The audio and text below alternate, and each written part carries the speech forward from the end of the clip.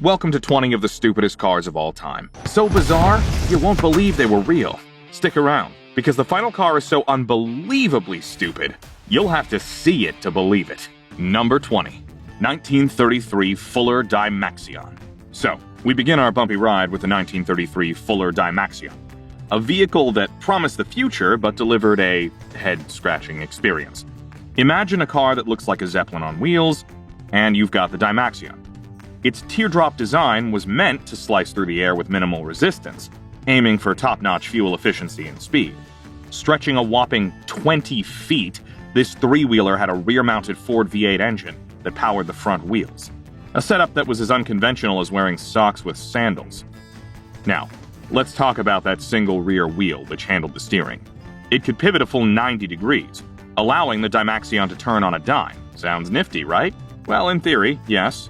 In practice, it made the car about as stable as a unicyclist on ice. Drivers found it challenging to control, especially at higher speeds, or when the wind decided to join the party. It's as if the car had a mind of its own, and that mind was a prankster. The Dymaxion was designed to carry up to 11 passengers, and boasted a top speed of 90 miles per hour, with fuel efficiency around 30 miles per gallon. Impressive numbers for the 1930s. But getting this behemoth to move was one thing. Keeping it under control was another. The rear wheel steering system was so unpredictable that driving it felt like trying to herd cats. Frustrating, and a tad dangerous. Safety? Well, let's just say the Dymaxion had a bit of an identity crisis. During its debut at the 1933 Chicago World's Fair, a prototype was involved in a fatal accident. The car rolled over, leading to the death of its driver and serious injuries to passengers. While the exact cause of the crash is still debated, it didn't do any favors for the Dymaxion's reputation. Investors quickly lost interest, and only 3 prototypes were ever built. Finally, the Dymaxion was a sinkhole. The second prototype cost $7,688 to build, which is roughly $130,000 today. Despite the hefty price tag, the car failed to attract buyers, and the project fizzled out faster than a lead balloon. It's a classic case of aiming for the stars but not quite clearing the treetops. So the next car could practically fit in your pocket, if only it was a little more reliable. This car made a big splash, but mostly for all the wrong reasons. Can you guess which one it is? Number 19, 1966 Renault Dauphine. The 1956 Renault Dauphine. A car that proves France isn't just about baguettes, berets, and existential crises. This little wonder was supposed to be the French answer to the Volkswagen Beetle, but instead, it became the automotive equivalent of a soufflé that collapses the moment you open the oven. Let's dive into the glorious mess that is the Dauphine, a car that somehow managed to be both charming and catastrophically bad at the same time. First, let's talk about the design. The Dauphine looked like a marshmallow that had been gently squished by a giant hand. It was small, round, and undeniably cute, like a puppy you'd see in a 1950s cartoon. But don't let its adorable exterior fool you. Underneath that soft, curvy shell lurked a car that was about as reliable as a weather forecast in the middle of a hurricane. The Dauphine was powered by a rear-mounted 845cc engine that produced a whopping 30 horsepower. Yes, you read that right, 30 horsepower. That's less power than most modern lawnmowers. To put it into perspective, the Dauphine's 0 to 60 mile per hour time was roughly... eventually. It was so slow that even snails would overtake it, probably while laughing. And don't even think about climbing a hill, unless you enjoy the sound of your engine screaming like it's being tortured. But wait, it gets better! The Dauphine was notorious for its legendary build quality. Rust was practically a factory option. If you parked it outside during a light drizzle, you'd come back to find it had dissolved into a puddle of orange dust. The electrical system was equally reliable, often deciding to take a nap at the most inconvenient times. And let's not forget the brakes, which were about as effective as yelling, "Stop!" at the top of your lungs. Now, let's talk about the price. In the US, the Dauphine sold for around $1,445, which was cheap, even by 1950 standards. But as the saying goes, you get what you pay for. And what you got was a car that spent more time in the repair shop than on the road. It was so bad that Renault had to offer free towing services to stranded Dauphine owners. Imagine buying a car and immediately being handed a AAA membership because the manufacturer knows it's going to break down. Despite its many flaws, the Dauphine had a certain quirky charm. It was light, nimble, and perfect for zipping around narrow European streets. It even had a decent-sized trunk in the front, because of course the engine was in the back. And let's not forget its starring role in the 1960s as the car of choice for beatniks and intellectuals who wanted to look cool, while pretending not to care about their car breaking down every other week. So why does the Dauphine deserve a spot in the Stupid Cars of All Time Hall of Fame? Because it's a reminder that sometimes style and charm can't make up for sheer incompetence. It's the automotive equivalent of a French mime, entertaining for a few minutes, but ultimately frustrating and kind of pointless. The next one is a car that was supposed to revolutionize the auto industry, but instead became the poster child for what not to do. Can you guess which one it is? Number 18, 1958, Ford Edsel. Continuing our journey through automotive misadventures, we arrive at 1958, the year Ford unveiled the Edsel, a car that has since become synonymous with commercial failure. Named after Henry Ford's son, the Edsel was marketed as the car of the future, but it quickly became a cautionary tale in the annals of automotive history. At first glance, the Edsel's design was polarizing.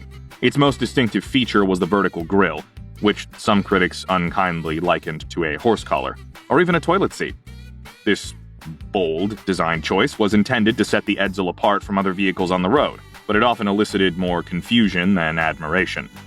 The car's aesthetics were a gamble that didn't pay off, leaving many consumers scratching their heads. Under the hood, the Edsel offered several engine options, including a 361 cubic inch or 5.9-liter V8 engine that provided around 303 horsepower. While these specifications were respectable for the era, they weren't groundbreaking enough to justify the car's premium positioning in the market. The performance was adequate, but it failed to deliver the revolutionary driving experience that Ford had promised. Pricing for the Edsel varied across its multiple models, with the base sticker price for the Edsel Citation, a top-tier model, starting at a hefty $3,766 before options.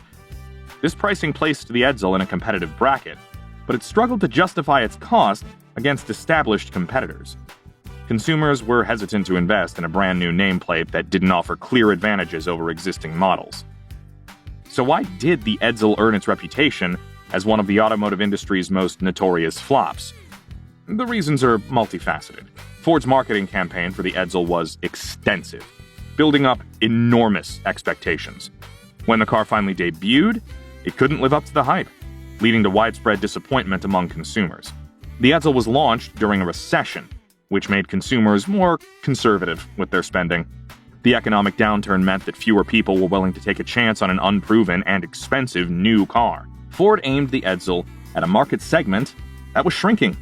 The mid-priced car market was declining, and Ford's attempt to capture this segment with the Edsel was a miscalculation. Early models of the Edsel suffered from quality problems, including mechanical failures and poor assembly. These issues further tarnished the car's reputation and discouraged potential buyers. The next one is a car that could have had a bright future, if only it didn't have a tendency to explode when rear-ended. It's the car that made going up in flames a bit too literal. Any idea which one this could be?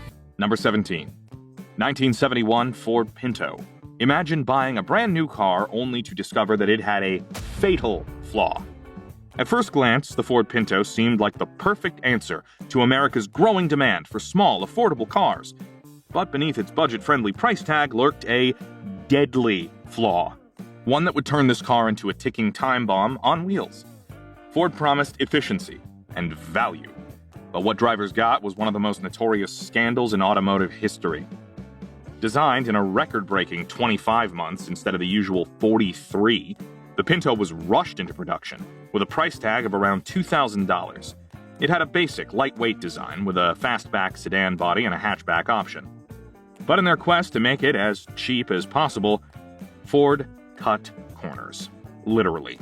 The Pinto was built with minimal safety features, which turned out to be a catastrophic mistake. Under the hood, it came with a 1.6-liter or 2-liter inline-4 engine, producing modest power. It wasn't a performance car by any stretch, but it was nimble for city driving. However, its biggest flaw wasn't how slow it was how dangerously explosive it could be. The Pinto's fuel tank was positioned right behind the rear axle, with almost no protection. In a rear-end collision, the tank could be punctured by bolts or crushed entirely, leading to fires and explosions. Ford engineers knew about this flaw and even had affordable fixes, like a rubber bladder or a protective shield. But in an attempt to save a few bucks per car, they decided to ignore the problem. The result? Lawsuits, bad press, and a reputation that would haunt Ford for years. The most famous case, Grimshaw v. Ford Motor Company, exposed how Ford calculated that paying off potential burn victims would be cheaper than fixing the design. That decision cost the company millions and turned the Pinto into a rolling joke in the car world. Unlike the Pinto, we don't cut corners. So subscribe and stay safe from missing out on wild car stories. Up next, we have a car so bizarre that it makes the Pinto look normal. Can you guess what it is? Number 16. 1970 to 1978 AMC Gremlin. The AMC Gremlin might be remembered with some nostalgic charm, but let's be real, it was a nightmare to drive. Built as AMC's answer to the rising tide of cheap imports, the Gremlin was essentially a chopped-down Hornet with a stumpy wheelbase and a design that looked like someone had taken a buzzsaw to the back half of a normal car. The result? A subcompact that was as awkward to drive as it was to look at. The Gremlin's biggest issue was its weight distribution. Despite being a small car, it was saddled with AMC's big, heavy inline-six engines. An odd choice when the goal was to compete with lightweight, fuel-efficient imports, like the Volkswagen Beetle and Toyota Corolla. The 199 and 232 cubic-inch six-cylinders made decent power, but they threw off the car's balance, making it nose-heavy and sluggish. Worse yet, AMC didn't bother engineering a proper rear suspension setup. Since it was just a shortened Hornet, chopping off those extra 12 inches also meant sacrificing suspension travel in the rear. The result? A choppy, jittery ride that made every pothole feel like a crater. Handling was equally awful. The rear axle hopped around unpredictably, and the car's short wheelbase only made things worse. The steering felt loose and hard to control, sometimes even scary. Throw in a heavy clutch and clunky gear changes, and the Gremlin quickly earned a reputation for being one of the most miserable driving experiences of the 1970s. It might have looked funky and different, but behind the wheel it was more of a chore than a joy. Even AMC's attempts to inject personality into the Gremlin, like the Levi's edition with denim-inspired seats, couldn't distract from the fact that this was a rough-riding, poorly engineered attempt at a compact car. Some buyers stuck with it out of brand loyalty, but compared to the competition, the Gremlin was simply outclassed. The next one is a car that makes you wonder if they just ran out of time designing it. Can you guess this quirky little ride? Number 15. 1982 Chevrolet Camaro Iron Duke. The 1982 Camaro Iron Duke is the kind of car that makes you shake your head and wonder, what were they thinking? This was supposed to be a Camaro, a name that had always been linked to power, speed, and muscle car dominance. But instead of roaring down the road with a high-performance V8, some unlucky buyers got stuck with a tiny 2.5-liter four-cylinder engine called the Iron Duke. The name sounds cool, but in reality it was anything but that. With just 90 horsepower, this engine was hopelessly weak, turning the Camaro into one of the slowest muscle cars ever made. To put it in perspective, the Camaro took nearly 20 seconds to reach 60 miles per hour, an eternity for a car that was supposed to be fast and exciting. It wasn't just slow, it felt underpowered in every way. Press the gas pedal, and instead of the thrilling roar of a V8, you get a soft, struggling hum, like the car was begging for mercy. Some owners joked that driving the Iron Duke Camaro felt like trying to push a heavy shopping cart uphill. It just didn't have enough muscle to back up its aggressive looks. Chevrolet made this decision in an attempt to meet strict fuel economy rules and appeal to a changing market, but it completely backfired. People didn't buy Camaros for fuel savings, they bought them for speed and style. Sure, the 1982 model had a sleek new design with a long hood, sharp lines, and an aerodynamic shape, but without a real engine to match, it felt like a hollow shell. It was all bark and no bite. Even worse, the Iron Duke engine was noisy and unrefined, making the driving experience frustrating rather than fun. The weak suspension and poor handling didn't help either, making the Camaro feel more like a basic economy car than a true performance machine. Drivers who expected a thrilling ride were instead stuck with a car that struggled to pass even slower-moving traffic. Ultimately, the 1982 Camaro Iron Duke became a cautionary tale of what happens when an iconic muscle car is stripped of its identity. While some cars from this era still have a nostalgic charm, this one is mostly remembered as one of the biggest disappointments in Camaro history. A car that tried to be efficient, but ended up being boring instead. The next one is a car that promised the future, but ended up stuck in the past. Can you guess which time traveler this is? Number 14, 1981 DeLorean DMC-12. At number 14, we have the 1981 DeLorean DMC-12, a car that looks straight out of a sci-fi movie, but ended up as one of the most baffling flops in automotive history. At first glance, the DeLorean is pure nostalgia in stainless steel. With its iconic gull-wing doors and futuristic brushed metal body, it's the car you'd imagine zooming off into a time vortex. Designed by the American engineer John DeLorean, and produced in a super ambitious but troubled factory in Northern Ireland, the DMC-12 was meant to introduce a new era of performance and style. Instead, it quickly earned a reputation for being as impractical as it was striking. Under the hood, the 1981 model was powered by a 2.85-liter PRV V6 engine that delivered roughly 130 horsepower. Hardly the muscle needed to justify its time machine looks. In real-world terms, this meant the DeLorean was more about style than speed. While its gull-wing doors certainly opened conversations, and a few exasperated sighs when trying to exit in a tight parking lot, the engine performance was a letdown for those expecting a high-octane thrill ride. It's a case of if looks could kill. Except in this scenario, the looks are deadly distracting while the performance barely moves the needle. Production was riddled with challenges from quality control issues to skyrocketing costs that eventually doomed the project. Priced at around $25,000 when it first hit showrooms, the DeLorean was marketed as a cutting-edge sports car. Yet it ended up being an expensive curiosity.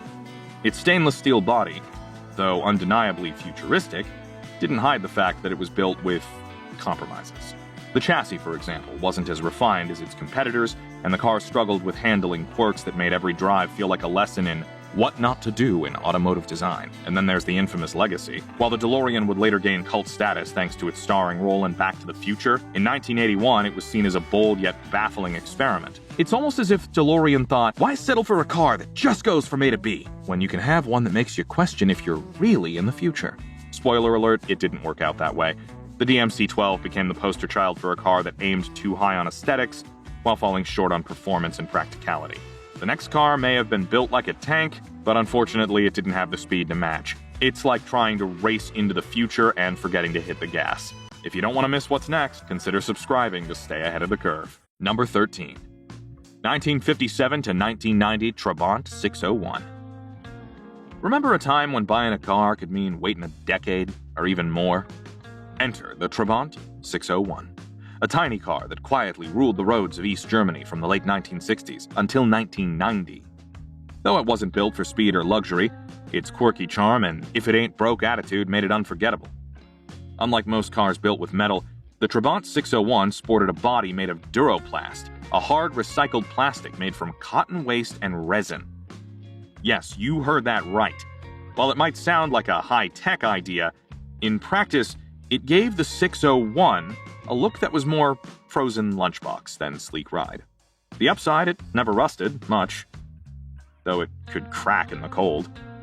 Under the hood, the Trabant 601 was powered by a small two-stroke engine of about 600 cc. It produced roughly 20 to 23 horsepower. Imagine your average scooter trying to pull a car. Acceleration was a slow crawl.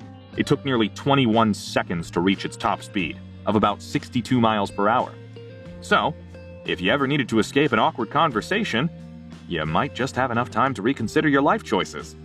And yes, that engine was notorious for puffing out a thick cloud of smoke, making every drive a hazy memory.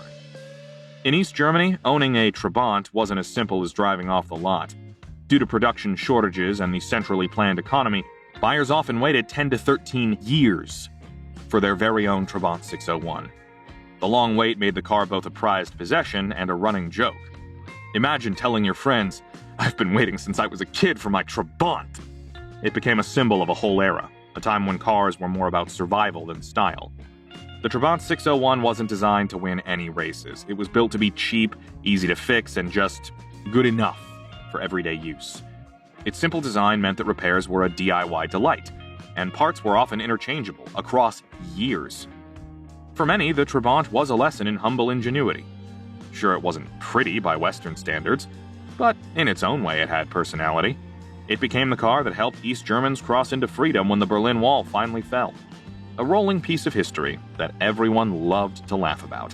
Today, the Trabant 601 is a cult classic. Car clubs in Germany and beyond celebrate it as a symbol of a bygone era, and its unique design is a favorite subject for retro enthusiasts. While modern cars boast high-tech gadgets and roaring engines, the Trabant reminds us that sometimes a little quirkiness and a whole lot of character can leave a lasting impression, even if it's just a spark plug with a roof. Next up, a car that was more about tipping over than driving fast. Which infamous three-wheeler could this be? Number 12, 1973 to 1981 Reliant Robin. Imagine a car so wobbly it makes a drunk flamingo look stable. Meet the Reliant Robin. Britain's answer to the question, what if we built a car, but forgot one wheel? This plastic-bolted three-wheeled vehicle, and I use that term loosely, wasn't just a car. It was a slapstick comedy act on wheels. Let's dive into why the Robin became the king of curb-hopping chaos. The Reliant Robin looked like someone took a normal car, sawed off a wheel, and yelled, "Good enough!" Its lightweight fiberglass body, translation, fancy plastic, weighed less than a sack of potatoes, which was great for saving fuel, and terrible for staying upright. The single front wheel meant turning corners was like playing Russian roulette. Would you make it? Or would you flip over and become a roadside attraction? Place your bets. Under its comically tiny hood sat a 750cc engine that produced a blistering 39 horsepower. To put that in perspective, your grandma's lawnmower probably packs more punch.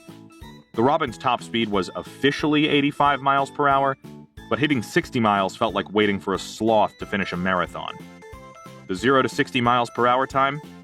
Let's just say you could make a cup of tea, sip it, and still have time to wave at people as you slowly passed by.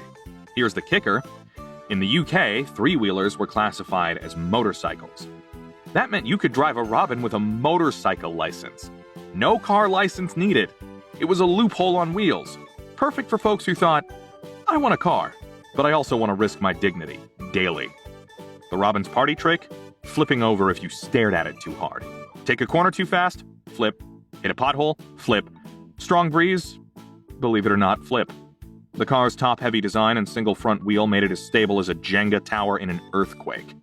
Entire YouTube compilations exist of Robins turtling on their roofs, wheels spinning helplessly in the air. It's like the car had a magnetic attraction to the ground, just not the right way up.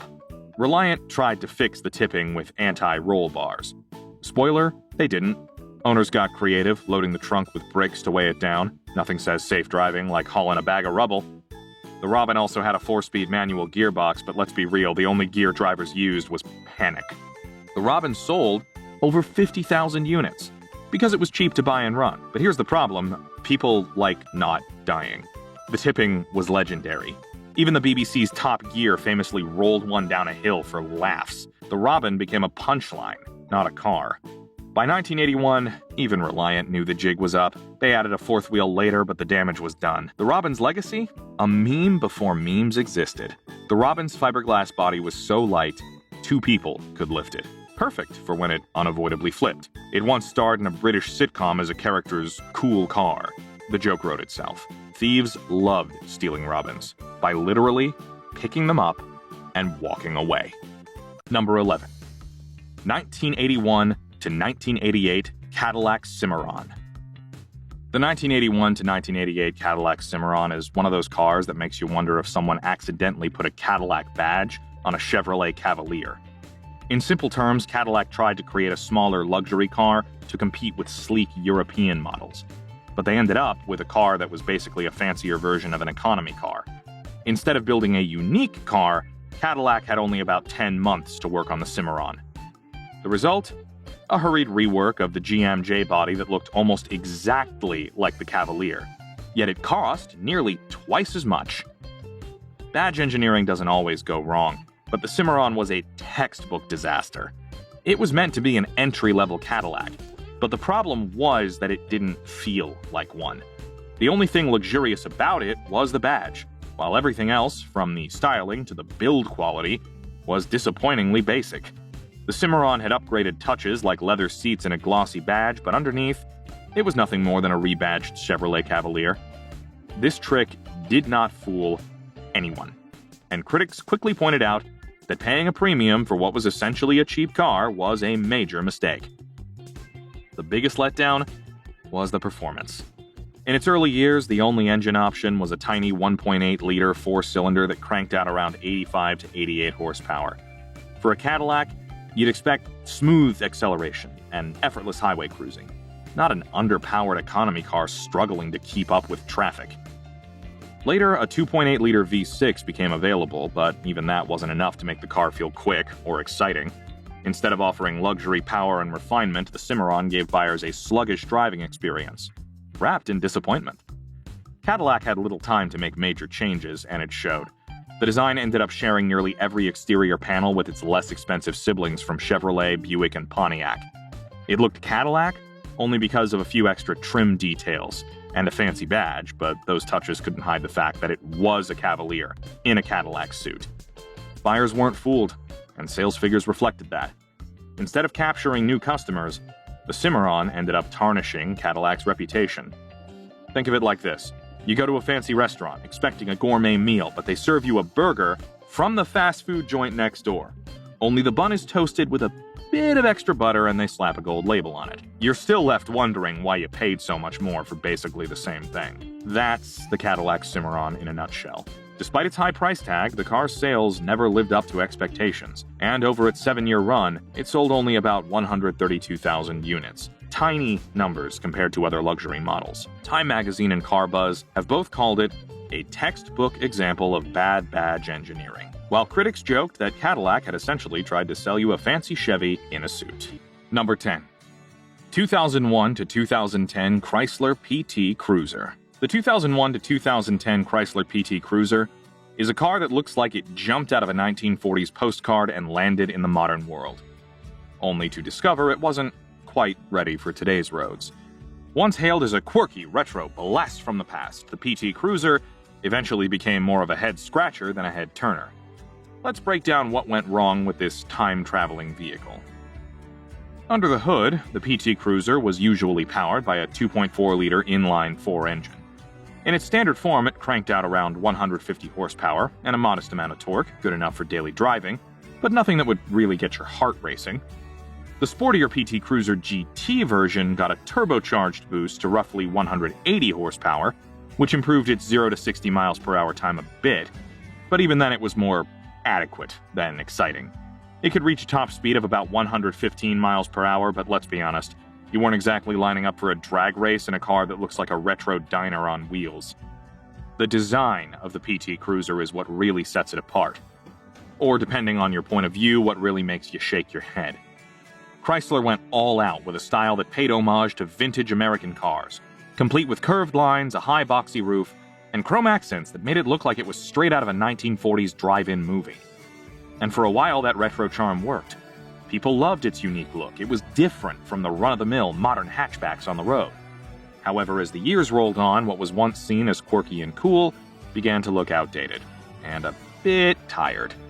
The car's styling didn't evolve much over its production run, so while other cars got sleek and modern updates, the PT Cruiser remained stuck in its retro bubble. It became a car you'd see and then say, "That's cute, but it's not really my cup of tea." But it wasn't just about looks. The PT Cruiser struggled in many ways. The handling was not as crisp as many hoped for. Its suspension, tuned more for comfort than sporty driving, often left it feeling heavy and unresponsive when you took a corner too fast. And while the car's design was supposed to evoke nostalgia, the reality was that its performance was underwhelming. The 150 horsepower engine, even in turbo form, didn't quite deliver the kind of punch you'd expect from a car with such a bold personality. Critics also noted that the quality of materials and build could feel a bit cheap. Interior plastics and trim sometimes felt out of place, in what was marketed as a premium retro-inspired vehicle. In simple terms, it was like putting a vintage dress on a bargain bin mannequin. Nice to look at from a distance, but disappointing when you get up close. Next up, a car that looks like it belongs in a parade, not on the highway. Can you guess this flashy yet impractical ride? Number 9. 1997 Plymouth Prowler. The 1997 Plymouth Prowler is a car that seems to have leaped straight out of a hot rod enthusiast's sketchbook, boasting a design that screams, "Look at me!" with its open-wheel front end and low-slung body. However, beneath this eye-catching exterior lies a vehicle that left many scratching their heads, wondering if style had completely overtaken substance.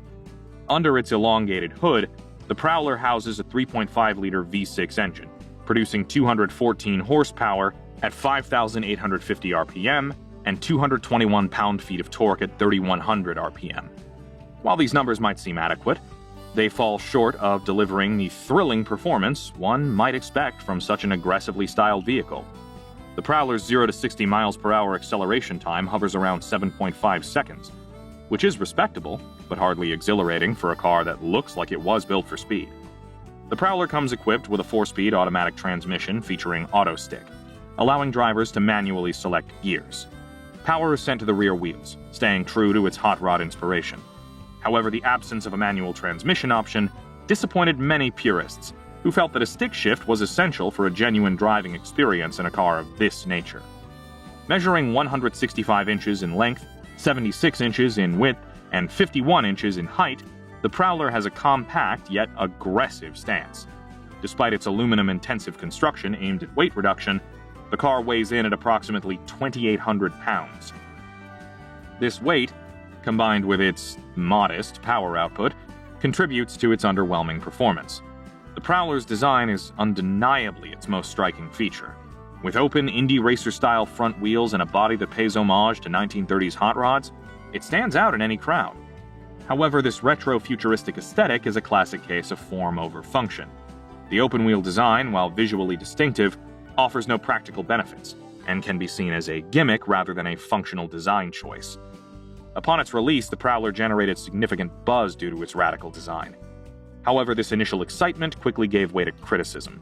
The car's performance failed to match its aggressive looks, leading to disappointment among enthusiasts. Additionally, the high price point, combined with limited practicality and comfort, made it a tough sell. As a result, the Prowler is often remembered as a vehicle that prioritized style over substance, serving as a reminder that a car's performance should align with its appearance. Number 8. 1962 to 1965 Peel P50. The 1962 to 1965 Peel P50 is the kind of car that makes you stop and ask, was this thing built as a joke? And honestly, that's not far from the truth. Designed by the Peel Engineering Company on the Isle of Man, the P50 was officially the smallest production car ever made. It measured just 54 inches long, 39 inches wide, and 47 inches tall. Basically the size of a phone booth on wheels. If you were looking for a serious vehicle to take on the open road, this was definitely not it. Let's talk about its looks first. The Peel P50 wasn't just small, it was comically tiny. It had 3 wheels, a single door on the left side, one tiny headlight up front, and a single windshield wiper that looked like it was borrowed from a toy car. It appeared less like a real automobile and more like something you'd find at a carnival ride, or a child's pedal car that someone accidentally put an engine into. If you ever wanted to drive something that looked like a rolling fishbowl, the P50 was the car for you. Speaking of the engine, if you can even call it that, the P50 was powered by a 49cc single-cylinder moped engine that put out a staggering 4.5 horsepower. For reference, some modern lawnmowers have more power than that. The top speed was about 38 miles per hour, which meant that even a determined cyclist could probably pass you on a good day. And don't even think about tackling hills unless you were willing to get out and push. One of the P50's biggest problems, besides looking ridiculous, was its practicality, or lack of it. There was no reverse gear, meaning if you needed to back up, you had to physically get out and drag the car around by its handle. Yes, it actually had a handle on the back, like a suitcase, so you could reposition it when needed. At just 130 pounds, It was light enough that some owners would literally pick it up and carry it into their homes when they were done driving. Then there was the interior, or whatever you'd call the tiny space inside. It had one seat, a basic steering wheel, and not much else. The dashboard, barely there. Legroom, non-existent. If you were tall, driving one of these would feel like sitting inside a shoebox. There was room for the driver and maybe a small bag of groceries, but if you were planning on taking a passenger, forget about it. So why did it fail? Well, aside from the fact that it looked ridiculous and was slower than a jogger, people quickly realized that they wanted a car that could, actually carry things and go faster than walking speed. It was expensive for what it offered, and although Peel advertised it as being able to fit indoors like a piece of furniture, most people didn't want to store their car in their living room. By 1965, production stopped, and the Peel P50 faded into obscurity, only to later become famous for being in the Guinness Book of World Records as the smallest production car ever made. Next up, a car that's often remembered for being more of a punchline than a ride. Can you guess which budget-friendly disaster this is? Number 7. 1985 to 1992 Yugo GV. The Yugo GV, produced from 1985 to 1992, is often remembered as a car that promised affordability, but delivered a driving experience that left much to be desired. Marketed in the United States by entrepreneur Malcolm Bricklin, the Yugo GV was introduced with a base price of $3,990, making it the cheapest new car available in the country at the time. Under the hood, the Yugo GV was equipped with a 1.1-liter inline-4 engine, producing approximately 55 horsepower. This modest power output resulted in a 0 to 60 miles per hour acceleration time that felt as slow as waiting for water to boil. The car's top speed was around 86 miles per hour, but reaching this velocity was an adventure best left to the brave. The Yugo GV's design was as plain as its performance. Its boxy shape had no style, and the inside was filled with cheap plastic and basic cloth seats. It came with very few features, and things like air conditioning or a rear window defroster were considered extras. Initially, the Yugo GV attracted buyers with its rock-bottom price, leading to strong early sales. However, it didn't take long for the honeymoon to end. Owners reported a litany of issues, from mechanical failures to poor build quality. Number 6. 2001 to 2005 Pontiac Aztek. The Pontiac Aztek, made from 2001 to 2005, is a car that tried to stand out but ended up being remembered for all the wrong reasons. It's often called one of the worst designed cars ever made. But it's also a fascinating example of what happens when a car tries too hard to be different. While it had some clever features, its strange looks and underwhelming performance made it a target for jokes and criticism. The Aztek's design is what really made it stand out, but not in a good way. It had a boxy, rugged look with lots of plastic cladding on the outside, which was supposed to make it seem tough and ready for outdoor adventures. However, most people thought it looked awkward and unattractive. Some even called it ugly or weird. While Pontiac was trying to create something bold and unique, the result was a car that many found hard to look at. Inside, the Aztek had some practical features. It could seat 5 people and had a lot of cargo space. 45.4 cubic feet with the seats up, and 93.5 cubic feet with the rear seats folded down. It even had some fun extras, like a removable cooler built into the center console, and an optional tent package that turned the car into a mini campsite. These features were great for people who loved the outdoors, but they weren't enough to make up for the car's other flaws. Under the hood, the Aztek came with a 3.4-liter V6 engine that made 185 horsepower and 210 pound-feet of torque. While that might sound decent, it wasn't very impressive for its time. It took about 9.3 seconds to go from 0 to 60 miles per hour, which was slower than many other cars in its class. It also wasn't great on gas, getting around 17 miles per gallon in the city and 24 miles per gallon on the highway. For a car that was supposed to be adventurous, it didn't have the power or efficiency to back it up. When the Pontiac Aztek first came out, people did not have nice things to say about it. Car experts were pretty harsh. Edmunds said it was useful, like a mix between a minivan and an SUV, but its ugly design and weak engine made it a bad choice. Car and Driver was even meaner, saying it looked like a sad fat man who'd had his nose cut off. Yikes.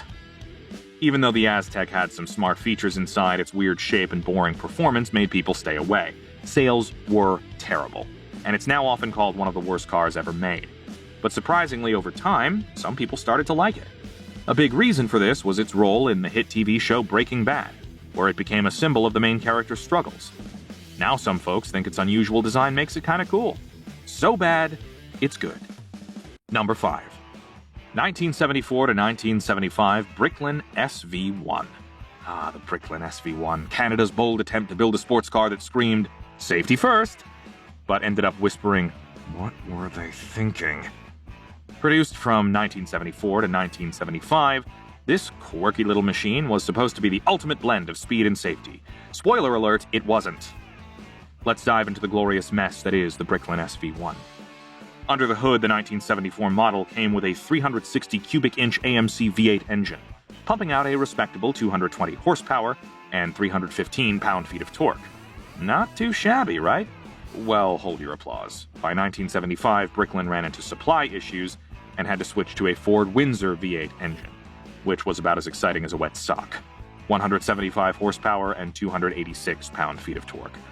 With a 3-speed automatic transmission, this car had all the speed of a lazy Sunday afternoon. Hitting 60 miles per hour, you had time to grab a coffee. Now, let's talk about the design. The SV-1 had gull-wing doors, which are cool if you're a DeLorean or a superhero. But on the Bricklin, they just screamed, "Look at me! I'm trying too hard!" The body was made of fiberglass with an acrylic skin, so it didn't need paint. That's right, no paint, because who needs color when you can have clear plastic? Sure, it was rust-resistant, but it also weighed a whopping 3,500 pounds. That's like strapping a small elephant to your sports car. No wonder it wasn't exactly a speed demon. And then there were the safety features. The SV-1 was supposed to be the safest sports car on the road, but let's be real, it was about as safe as a shopping cart with a jet engine. The gull-wing doors were prone to breaking, the acrylic skin scratched if you looked at it wrong, and the whole thing was about as reliable as a weather forecast. Oh, and the price. It started at $4,000 but quickly ballooned to $7,500 by 1974. For that kind of money, you could buy a real sports car and still have enough left over for a lifetime supply of maple syrup. Next up is a convertible truck with a confused identity. This one had the looks, but not the function. Guess which one it is. Number 4. 2003 to 2006 Chevrolet SSR. The Chevrolet SSR, which stands for Super Sport Roadster, a fancy way of saying, "Hey, look at me!" was made between 2003 and 2006. Imagine taking a classic 1940s or 50s Chevrolet truck, giving it a wild makeover, and slapping on a fancy retractable hardtop. That's the SSR for you. Think of it as the stylish cousin of your regular pickup who shows up to family picnics in sunglasses and a convertible. But spoiler alert, it didn't catch on as much as they had hoped, leading to its retirement after just a few years in the spotlight. At first, the SSR came with a 5.3-liter V8 engine, which was basically like having a nifty sidekick that could kick out 300 horsepower. This setup helped it sprint from 0 to 60 miles per hour in about 7.6 seconds. Faster than your average tortoise, but still not exactly the Flash. In 2005, Chevy decided to give it a superhero upgrade with a beefier 6-liter V8 engine that cranked up the power to a whopping 390 horses, and 395 with a special 6-speed manual option. Now it could zoom to 60 miles per hour in around 5.3 seconds, getting closer to hold on to your hats territory. The SSR's design was quite a showstopper, blending a truck's tough guy vibe with roadster chic. You could flip the hardtop open faster than you could say summer road trip, turning it from a closed cabin to an open-air joyride with just the push of a button. Pretty snazzy, right? Inside it came with leather seats and those fancy retro touches that make you feel like you're cruising in a cool '68 Corvette or a classic Camaro even if you were really just parked in a grocery store lot. But don't get too comfortable. Everyone noted that the interior was a bit snug. In fact, reaching for the power seat controls felt more like playing Twister than adjusting your seat. Now, despite its eye-catching looks and fun features, the SSR had some critics. Early on, folks were quick to point out that it didn't have enough oomph for a vehicle that looked this flashy. Being nearly 5,000 pounds, it didn't exactly win any agility contests, and some reviews even compared its bouncy ride to that of a, well, bouncy castle. Plus, with only room for 2 passengers and limited cargo space, using it for practical purposes was like trying to fit an elephant in a Mini Cooper. Best of luck. Number 3. 1998 to 2010 Fiat Multipla. The Fiat Multipla. Produced from 1998 to 2010, this quirky little chariot has been both lauded and laughed at. All thanks to its eye-popping design that could make a Picasso painting look traditional. Love it or hate it, this ride knew how to transport families like a pro, living its best life while leaving other vehicles in the dust when it comes to practicality. Let's talk horsepower. The Multipla rolled out with a lineup of engines, including a zippy 1.6-liter petrol churning out around 103 horses and a slightly beefier 1.9-liter diesel that mustered up around 120. While you definitely wouldn't want to take it to the races, it was perfect for cruising around town or hitting the highway without breaking a sweat. Performance? Pfft, who needs that when you've got room for the whole soccer team?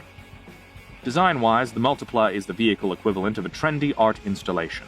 Its extra-wide body gives it a legendary 2-row, 3-seater layout that can squeeze in up to 6 passengers.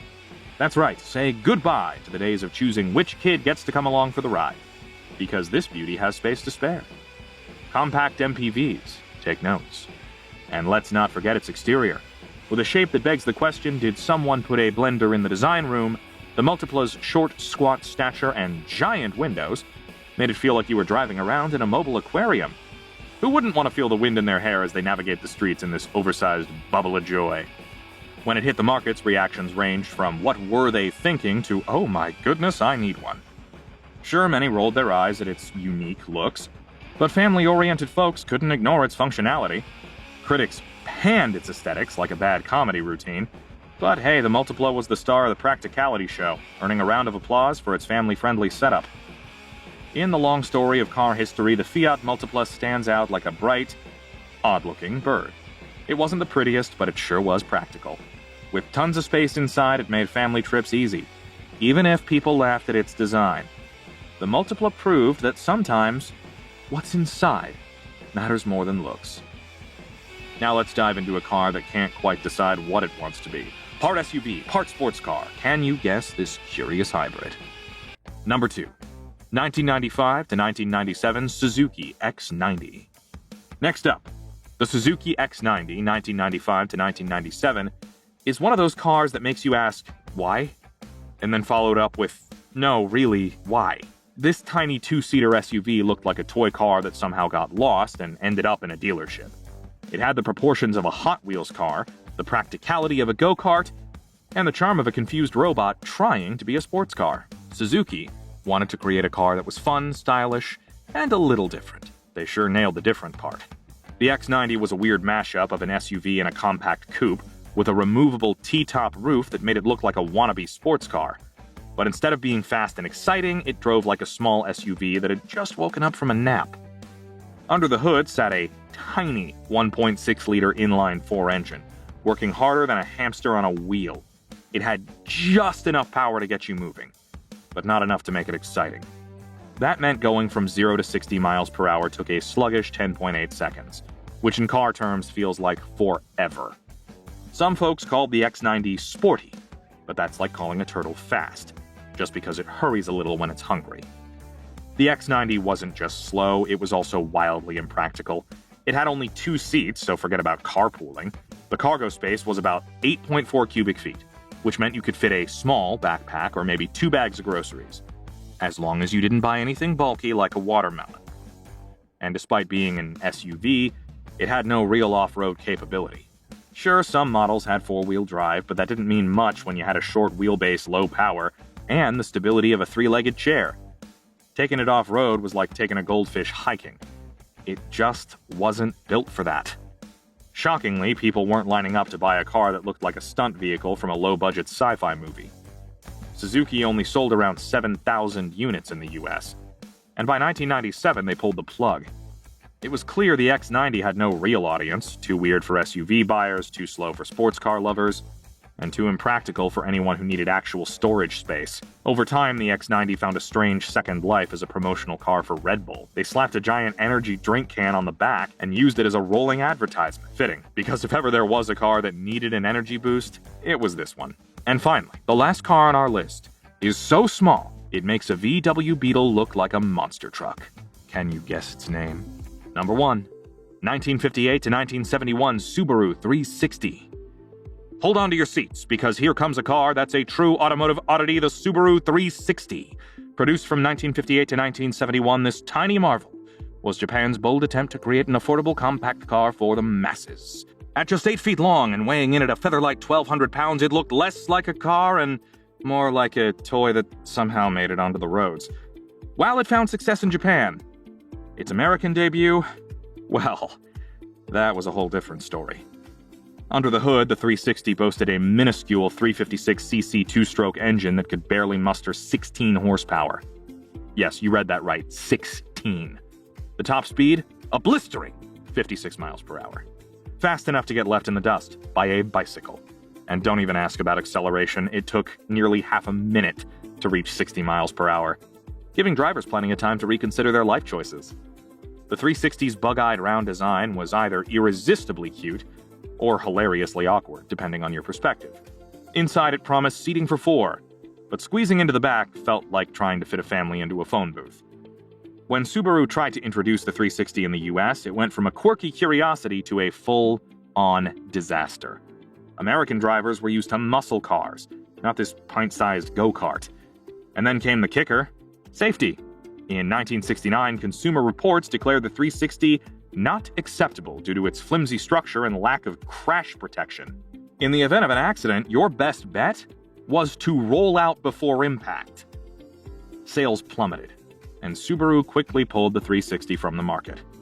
But in recent years, it's gained a cult following among collectors who admire its weird charm. The Subaru 360 may not have been a performance legend, but it's certainly one of the quirkiest automotive failures in history. If you enjoyed taking a trip down memory lane with these quirky failed cars, make sure to hit that subscribe button and join the Muscle Mania crew. We've got tons more videos about weird and wild cars, along with the best of muscle and classic rides that you won't want to miss. Like and comment below. We'd love to hear what you think of these automotive disasters. Keep watching, and we'll catch you in the next one.